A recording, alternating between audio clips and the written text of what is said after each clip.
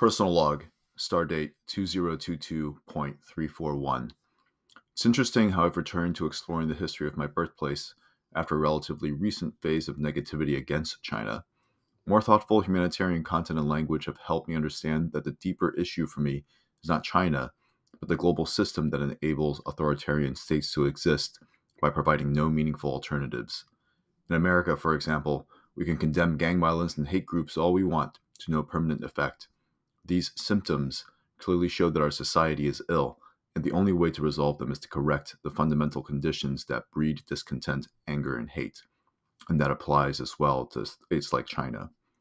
Over the weekend, I shuddered at the concise message, "Kill your landlord," painted in blood red capitals across a banner being marched through Cambridge Street in Allston. And at the same time, I marveled at the beauty of free speech in America, with police vehicles keeping pace behind the procession to keep the people safe as they demonstrated.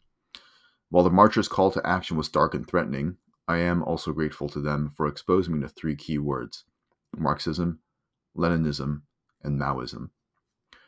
Maoism, or even just the mention of Mao here in Boston, instantly piqued my interest, as my parents and myself are all products of the country that Mao had established.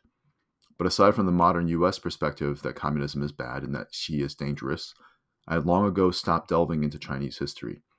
And now, the simple revelation that Mao had commissioned simplified Chinese to increase literacy rates across China seemed absolutely remarkable.